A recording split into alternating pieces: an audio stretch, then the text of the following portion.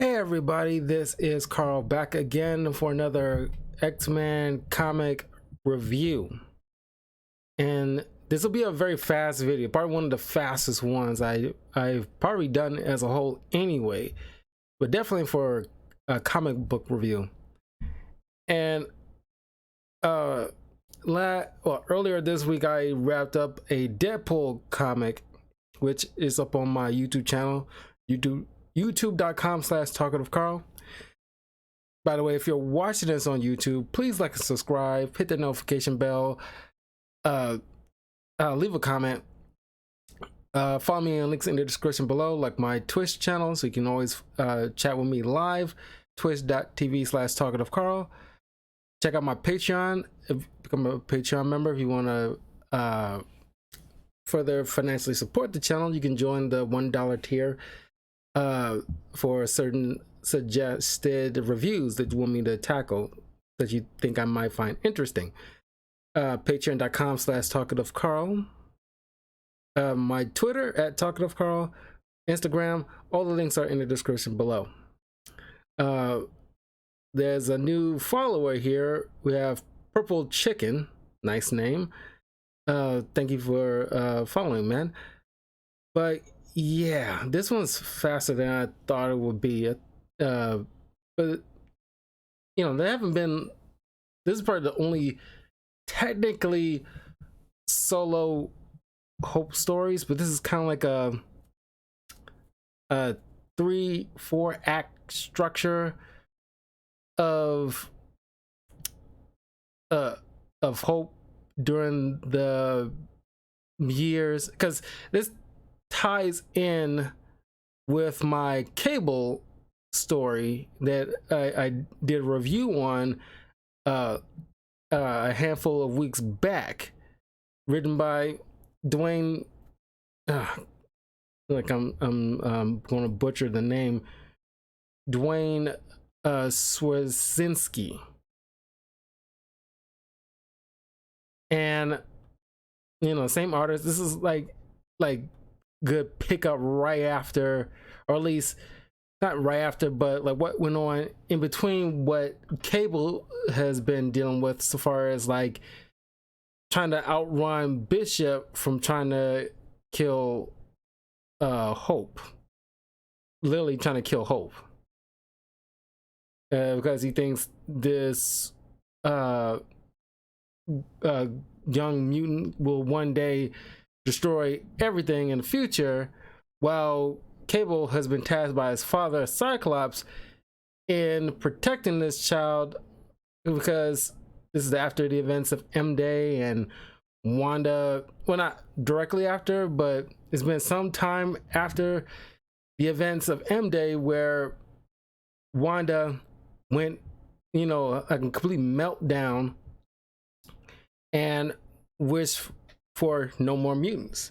It wasn't complete. There are at least 10% more mutants left in the world, and everybody's on this utopia island where was left of the mutants in the population, and thinking like, oh, there's not gonna be any more mutants left, but here's like the first mutant born in the world, and this child has to be protected. The task capable of protecting this child, go into the future, you know, train, you know, get prepared, then bring her back. And of course, if you watch my full review of Cable storyline, he eventually brought her back and everything like that, and she's one of the most toughest Marvel characters ever.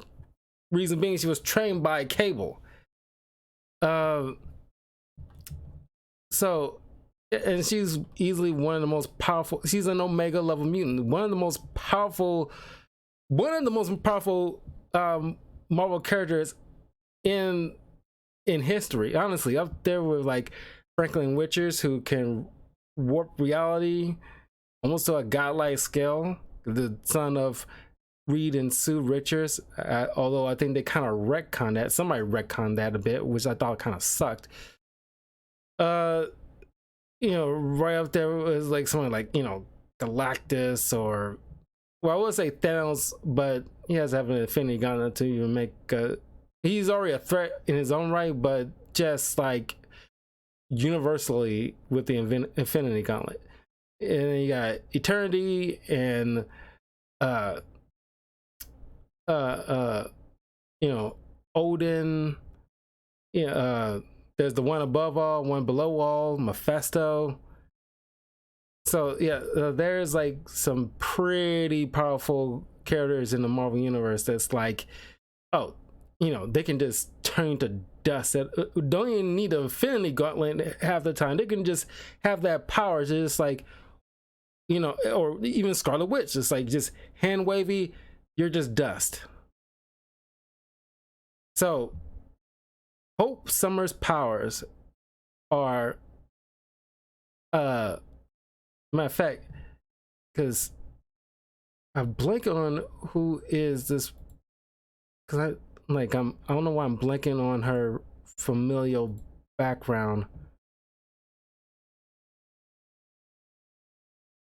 You got Louise Spalding, biological mother, Louise Spalding, I should say, biological female mother. Got unknown biological father. So you got, you know, she's named after the woman that helped Cable raise her in that little secluded bubble named Hope. She named after her because Cable never bothered to give her a name. So Nathan's kind of like her biological father. You know, Jean Grey is like a doctor, paternal step grandmother, and Scott paternal grandfather. So it's a little like it's just an adoption kind of scenario. So I don't want to bring that to the forefront. But her powers are power manipulation. Hope is an Omega level mutant with the ability to manipulate powers of other mutants in her close proximity, but only mutants. So she cannot mimic the same powers as Spider-Man or Captain America. She doesn't get the Iron Fist when she's near Danny Rand. Or cosmic powers when she's near Captain Marvel. Power mimicry. Hope's primary power allows her to copy the powers of any nearby mutant. Unlike other mutants with similar abilities such as Rogue, Hope does not need to make physical contact with the person whose powers are copied and doesn't suffer any ill effects. Hope seems to be subconsciously aware of any power she copies and is able to utilize it immediately without any need to learn how to use them or even to see them in action first. The powers she copies are at their full capacity, and she has full control over them, regardless of how much the original wielder controls them and how well developed their powers are. Hope does not have any known limit on how many powers she can copy at the same time, but wielding multiple powers simultaneously is taxing on her. The powers she duplicates fade away due to time, distance, and usage. Power absorption immunity. Hope herself is immune to power absorption abilities, as demonstrated when Rogue's power had no effect on her. Power regulation. Hope can stabilize the powers of other mutants and bring them to their most optimal state. Hope first used this ability to help the Lights, whose powers were unstable after activation. Later on, it became crucial to her role in the Five, as she's continually supported other members to keep their powers in peak condition. There's a little spoilers about what's going on with Krakoa. I want to wait until I dive deep into that. But she's essential in the world of Krakoa. But in the past week, I didn't read it myself because it's starting the whole fall of X, the fall of Krakoa, and the built up mutant society, which I was like loving and was a great status quo. But it's like, oh, now we gotta have it all come crashing down. And it's like, man, we couldn't just, I don't know, it's been like a few years, but I was like, I mean, we've been dealing with like how things were with the X-Men and mutant hating groups and blah blah blah ever since the 60s. So why can't we just stay with this a lot longer, man? I thought it was like a more effective new progression of the mutant society. I just, everything is right at the same time when they're resurrecting Miss Marvel, and now they made like a point about saying like, Inhuman, mutant, doesn't matter with us. Oh, shut up. Don't get me started on that. But so he has power amplification. Hope has the ability to aid mutants by temporarily unlocking the full potential of their powers and augmenting them. Power negation. Hope has displayed the ability to temporarily suppress the powers of other mutants, leaving them briefly depowered. Power synchronization. Hope has demonstrated the ability to aid other mutants in using their powers in synergy. One of her roles among you catch some shit. I don't want to like lead into too much spoilers about before I get into Powers of X and House of X. Power sensing. Hope can track down a mutant by sensing their power. Power bestow. First shown when she activated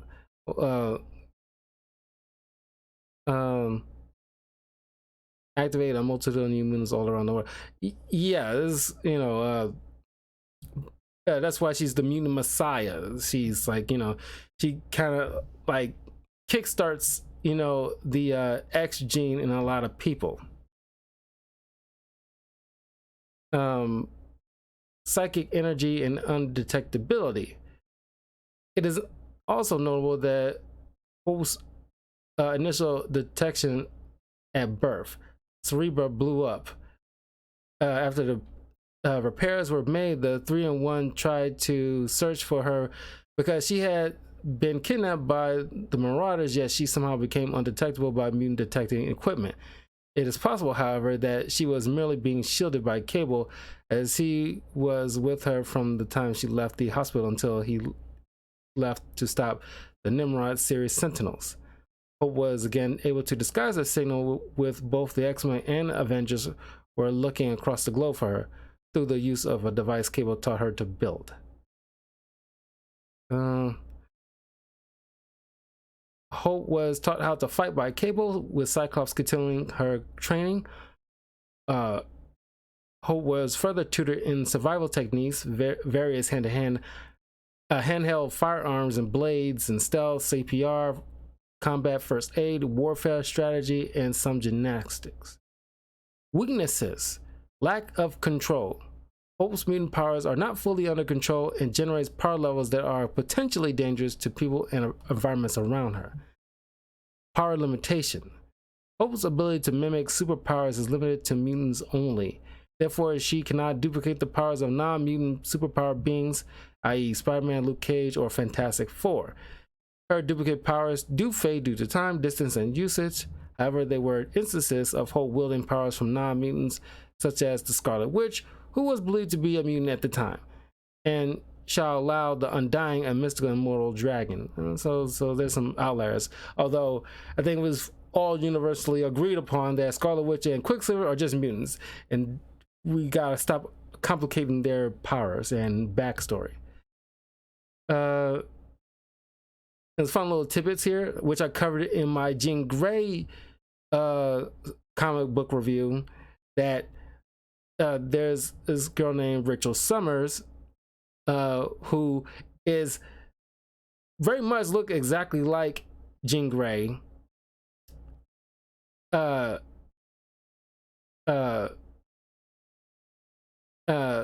well as Jean Grey. So Rachel Summers, Jean Grey, and Hope all look the same because they all are redheads. And I'm not sure, because we kind of are sure that Stan Lee had a thing for redheads back in the day. So when he and a few other people started Timely Comics, which then grew into Marvel Comics, there are very significant redheads scattered throughout the Marvel universe. Mary Jane Watson being number one, Jean Grey, Hope Summers, Rachel Summers. There's like I know there's more, but those are like the prominent ones. That's like are just like that redhead. And I think in a way, Stan Lee kind of got all of us obsessed with redheads.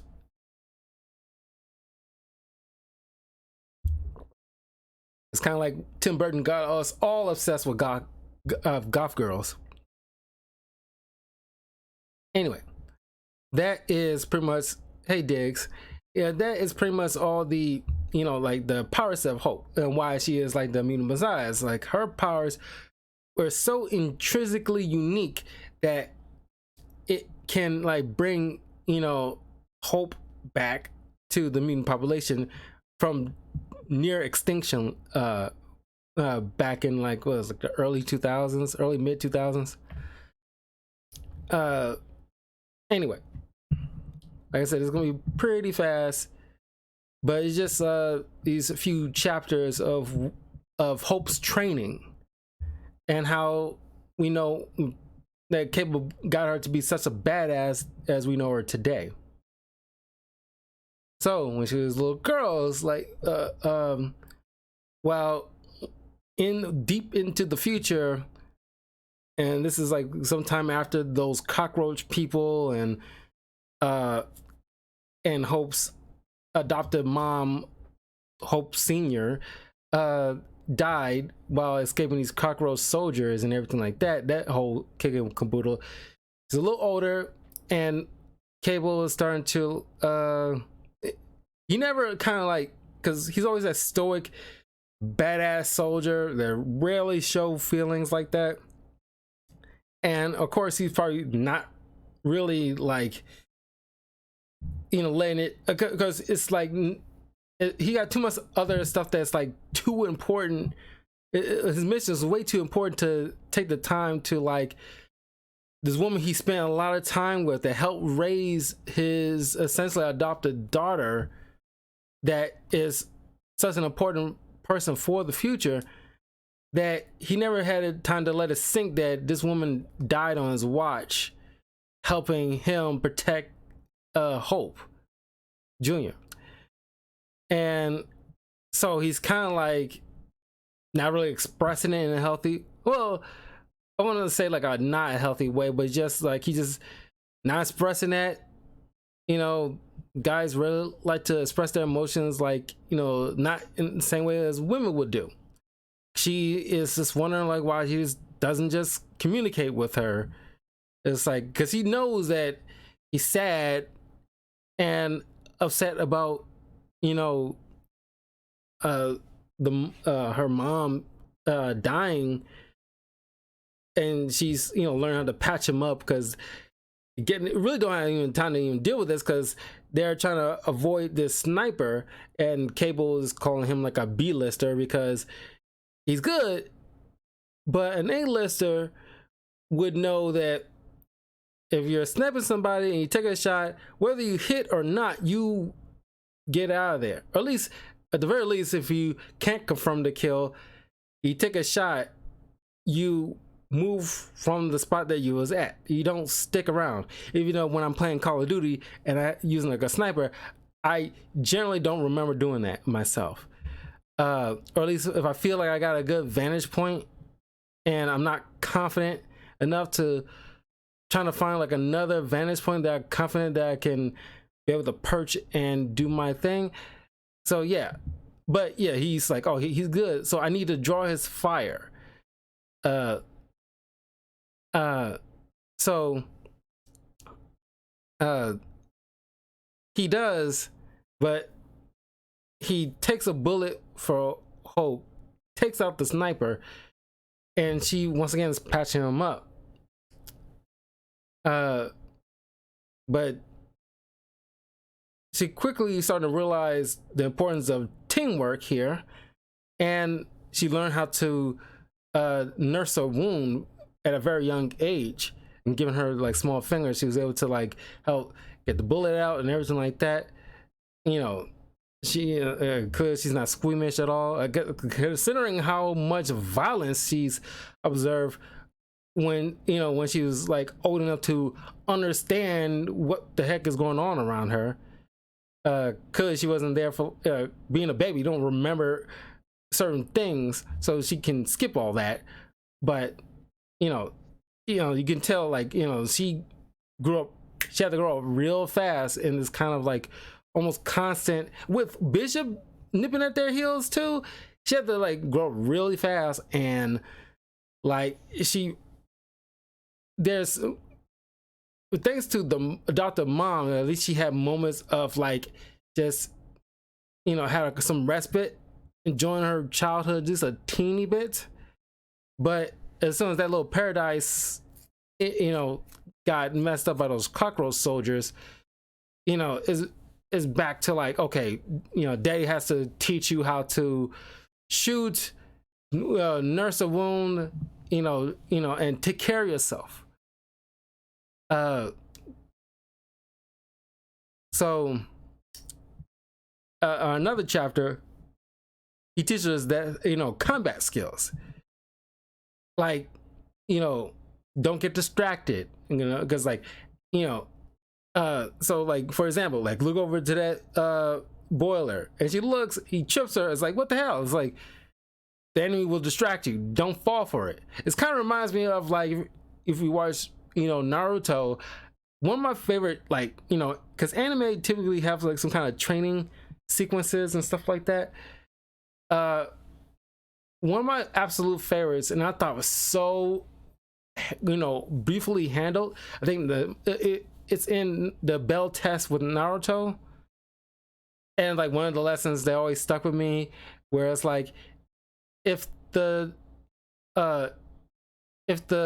trap seems obvious, don't take it. Or like, if the prize seems obvious that you can like pick up and just grab it, don't go after it. And my second favorite part would be like in My Hero Academia and all those training courses. But like, Naruto's my absolute favorite one.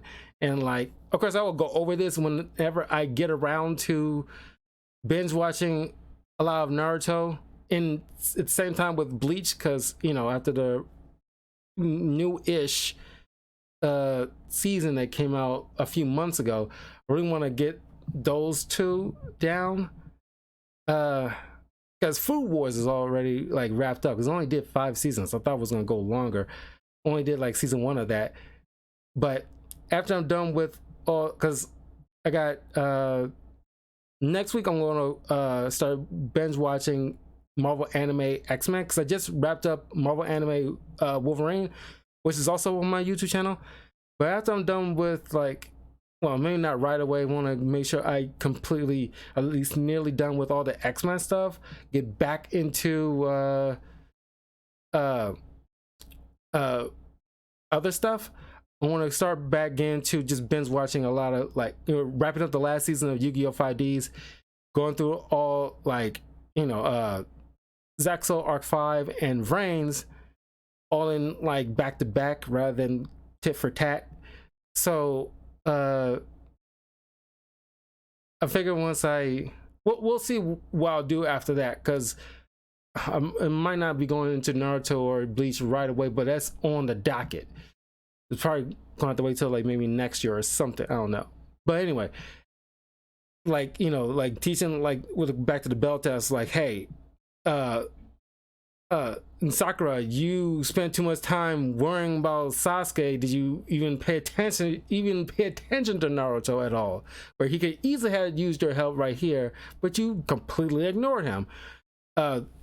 Sasuke, you pretty much think that you can just go there alone, and you just completely ignore your other teammates, leaving them to their own downfall. Naruto, you're just like, just too bullheaded to like, communicate with your other team members. Then you can, pretty much like, handle it on your own too. It's like, you gotta learn teamwork.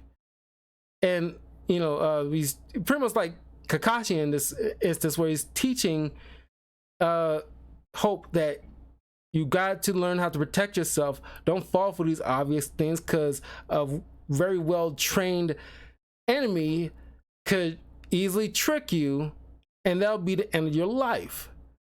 Don't make it easy for them at the very least. But you know, of course, she's a teenager at this point, and she's getting agitated because he's pushing her way too hard, and he's like not like at least, you know, giving her like the atta girl moments when she does do something right. But it's like you get that stoic, you know, honorable soldier that, you know, doesn't express emotions. And sometimes guys just don't do that. And what she learns here, that guys express emotions very differently from women. They're not like outwardly hugging you or saying like, hey, like, you know, you're doing a great job, woo, woo, whatever like that. Even though that's great to hear from people, but you shouldn't really like expect everybody to operate on the same way that you will probably operate. So Cable tended to go back to, you know, see her to apologize, but you know, he gets tricked in a way. You know, she set up some kind of dummy. You thinking it's her, he gets like completely fooled. She jumps out of the shadows like freaking Batman, and like does like a high jump kick, and you know, and right in the freaking jaw. And she was like, hey, I only did what you taught me. He doesn't say nothing. He just goes out the window, and she notices him just smiling like, that's my girl.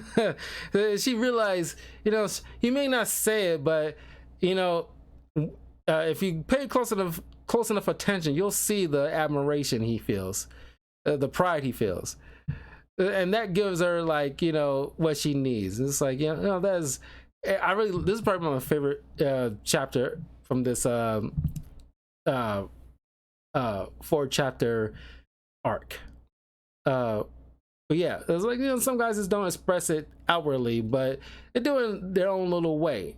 More so with guys, it's like, hey, like, you know, it'd be a good idea to outwardly say like, I'm proud of you, I love you, things like that, just so it can be verbal confirmation.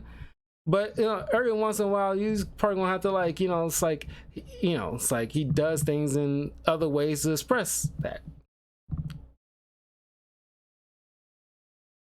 Another part of this adventure that went on in between the whole situation with, you know, outrunning Bishop, they come across this snowy landscape, and these robot wolves are surrounding them. Now they're on like a, you know, a frozen lake, and one wrong move will cause them to fall and sink into the freezing waters. And Hope was like, well, use your gun. Well, I only got 2 rounds in it. Use a grenade. Now in this icy landscape, use your powers. That will also probably like cause us to sink. Given like the force, you know, it will probably put out. So Cable had an idea where he pretty much just like give Hope his gun. It only has 2 rounds in it.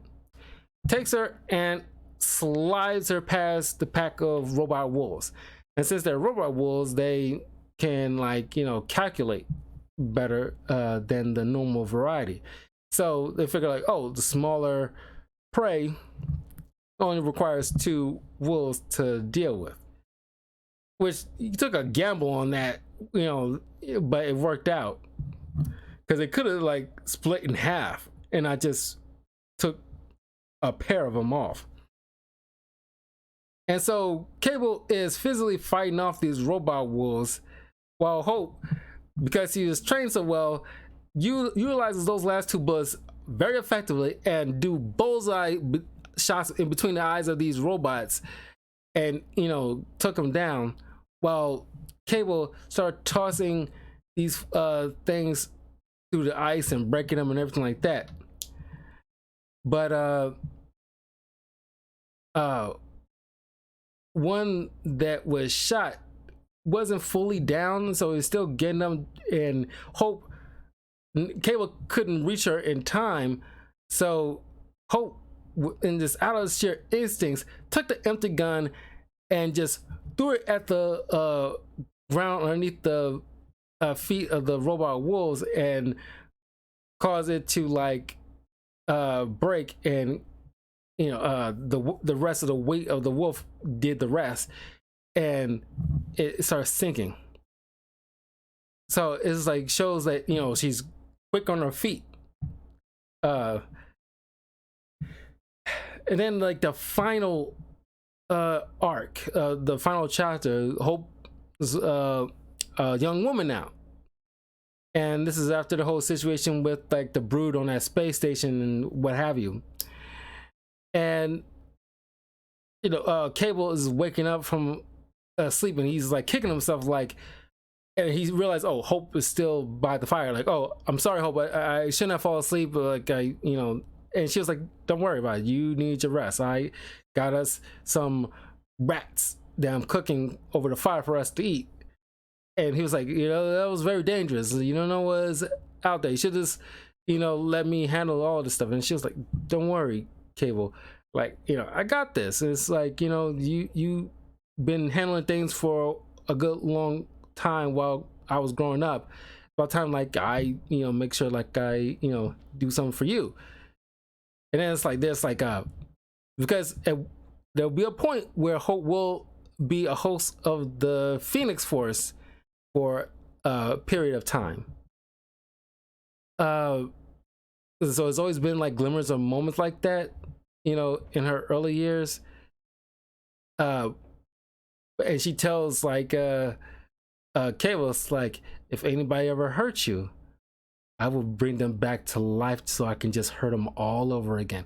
It was like the dead stare in her freaking eyes. I was like, oh, it's very Scarlet Witch to me, honestly. You remember that scene? Because I already bring it up multiple times. It's like it makes my blood run cold, and I never felt that way before.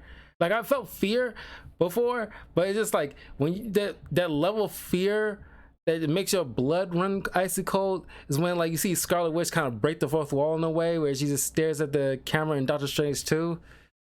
It's just like I literally just like felt my blood just went icy cold, and I just felt that again, just like the way she just spoke, and the perfectly. I'm never a fan of this kind of art, honestly. I never really cared for it. I brought it up in my review of Cable, and that was kind of a long one, and it kind of, because it was so long, different artists came in there different times. But this particular artist, I never really cared for his depiction of art style. But this one with Hope just staring blankly at the thing is like, I like that. That was the only one I actually did like that this guy did. So she feigning off to him like, oh, well, I'm just kidding, I'm not really, like, whatever. Like, yeah, you would, you definitely would. You was dead serious about that. And he's telling her it's still dangerous, but I like the way it ends, where you see all these pack of wolves once again right outside their little spot there, having a campfire in, and they're all dead, showing that this girl is probably past the test of like, oh, she needs no more training at this point.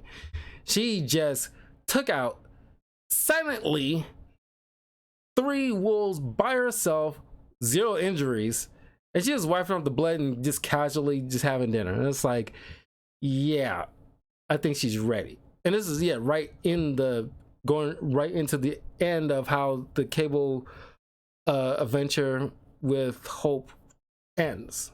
It perfectly goes right into that. But that is like the this little short adventure with Hope Summers, the Mutant Messiah. Yeah, it's very fast. Thought it would be a little bit longer, but the last 3 solo comics I'll be dealing with will be Magneto, Quicksilver, and we'll be wrapping up with Scarlet Witch, because there's like a I think it's supposed to be a 10-issue story, which I think is gonna wrap up by the end of September. So that should be long enough for me to like get into with Magneto comic, Magneto's origin comic. Then I'll be reading like a Quicksilver miniseries, and then by the time like I get started on Scarlet Witch, you know, I'll be reading through it, and then like, you know, I think the last issue will be, you know, coming out right when I'm about to finish it up. And then after I'm done with all those solo stories, I'm gonna do another tier list, because the last one I did was like, you know, all the best like MCU villains, including the TV shows, which you can check out on my YouTube channel. But recently I went in and added shades from Luke Cage and Baron Mordo that I forgot to include on the list when I did the video. So by the end of phase 5, once I get back into doing a tier list for all the villains and a tier list for the phase 5 projects, you'll see on my villain tier list Shades and Baron Mordo on the list, on the spots, because Shades should be rank C and Baron Mordo should be B. Until it seemed like a full-fledged villain as the main villain in a Doctor Strange film, I can't consciously or confidently, I should say, put him A ranking, because he has the potential of A ranking. But so far as we've seen, he hasn't gotten to that point, but he's very close. But yeah, the next one will be Magneto. So that'll be the next comic. And after I'm done with all the team up X-Men books, like you know, Days of Future Past and Onslaught story, all those iconic X-Men stories, once I'm done with all of those, I'll go back to my X-Men comic tier listing and start trying to rank all those stories. Oh, and I want to bring up also, because I did like my Hot Ones challenge video, which you can see on the channel. One of the questions that was asked of me is like, what was my favorite like comic book events? And I forgot to put in Marvel's Judgment, because that's another one that came out last year. I thought it was phenomenal. It was a great story. That leaves you thinking. With celestial, like this big celestial judging the entire planet filled with like, you know, regular humans, superpowered people, mutants, even the Eternals and Inhumans, and you know, like, you know, all of them. Everybody gets judged, you know, whether or not the Earth deserved to be saved and blah blah blah. And that was, you know, phenomenal, because how would you be judged? It was handled so beautifully. Forgot to put that on, mention that, because that is also one of the best comic book events I ever read. But anyway, I will see you guys in a few minutes while I do a spoiler review of Deadpool 2. Then after that, I will start getting to some multiplayer stuff. I'm gonna play some COD and some Overwatch 2 tonight, and I'll get back to FF16 tomorrow, but it's gonna be a little late because I gotta make a errand after work, so I won't be home right away. But anyway, let me know what you guys think of Hope Summers. Like, you know, who you think should deserve to play her if she ever shows up in the MCU? Because it has to be a redhead. I'm sorry, it can't be no fake wig or anything like that. It has to be a legit redhead actress. But yeah, and what do you think of her as a character as a whole? Because she is pretty dope. I think like the other times we actually see her is with teams and not only solo stuff. and this is probably the only technically solo stuff, even though she's with Cable, but we're gonna have to count it because everything else is like a full-on fledged team, and we're trying to stick to like a character-centered story. But anyway, this is fun. It could have been better. It was like I kind of was hoping to find something outside of this same old story that's tied into what Cable was going through. I was kind of hoping it'd be like after the events of that. But anyway, I will see you guys in like 10 or so minutes. So thank you all for joining me. I'll see you all then.